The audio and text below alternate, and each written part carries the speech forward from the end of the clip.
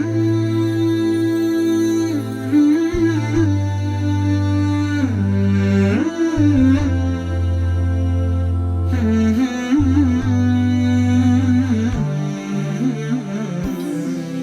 اللہ الرحمن الرحیم۔ واقعات پڑھیے اور عبرت لیجیے۔ آخرت کا فکر اور دنیا کی حقارت۔ ہم ایسے رہے یا کہ ویسے رہے، وہاں دیکھنا ہے کہ کیسے رہے۔ حیات دو روزہ کا کیا عیش و غم، مسافر رہے جیسے تیسے رہے۔ سبق نمبر 70۔ حضرت عمر بن عبدالعزیز رحمۃ اللہ علیہ کا فکر آخرت۔ حضرت عمر بن عبدالعزیز رحمۃ اللہ علیہ پر آخرت کے فکر کا بڑا غلبہ رہتا تھا۔ ایک مرتبہ آپ کی ایک باندی آئی اور اس نے سلام کیا، پھر ایک جانب کھڑے ہو کر اس نے نماز پڑھی اور بیٹھ گئی تو اس پر نیند کا غلبہ ہوا اور آنکھ لگ گئی اور نیند ہی میں وہ رونے لگی۔ پھر وہ بیدار ہوئی اور عرض کیا کہ اے امیر المؤمنین، میں نے خواب میں ایک عجیب منظر دیکھا ہے۔ پوچھا کہ کیا دیکھا؟ تو کہنے لگی کہ میں نے دیکھا کہ دوزخ ہے اور دوزخ والوں پر وہ زور زور سے آوازیں نکال رہی ہے۔ پھر پلسرات لایا گیا اور دوزخ پر اس کو بچھا دیا گیا۔ حضرت امیر المؤمنین نے کہا کہ پھر کیا ہوا؟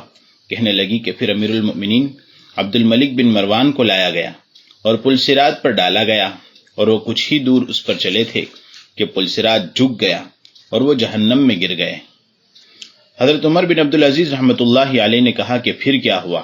کہنے لگی کہ پھر امیر المؤمنین ولید بن عبد الملک کو لایا گیا اور پلسرات پر ڈالا گیا اور وہ بھی کچھ ہی دور اس پر چلے تھے کہ پلسرات جھکا اور جہنم میں گر گئے۔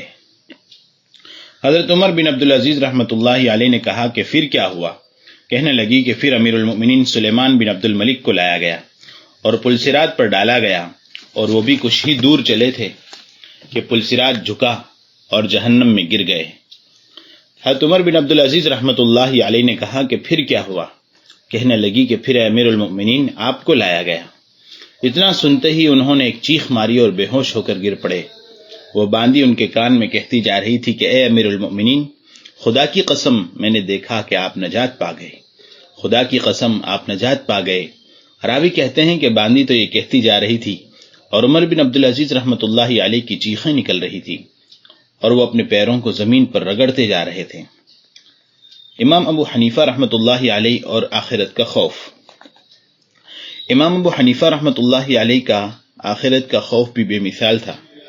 آپ کے شاگرد رشید امام یزید بن الکمید کہتے ہیں کہ ایک دفعہ علی بن الحسین المؤذن نے عشاء کی نماز میں زلزلے کی صورت پڑھی۔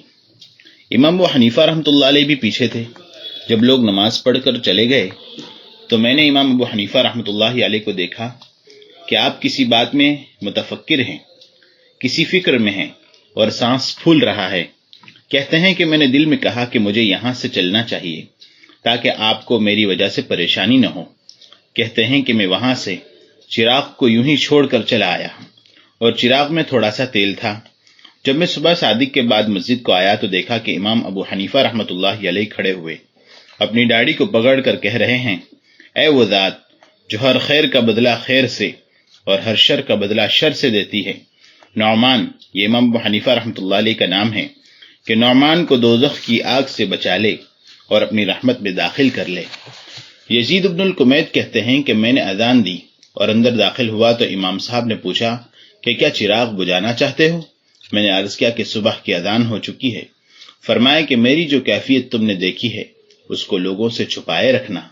کہتے ہیں کہ پھر آپ نے سنت فجر 2 رکعتیں پڑھی اور اسی عشاء کے وضو سے ہمارے ساتھ فجر کی نماز ادا فرمائی۔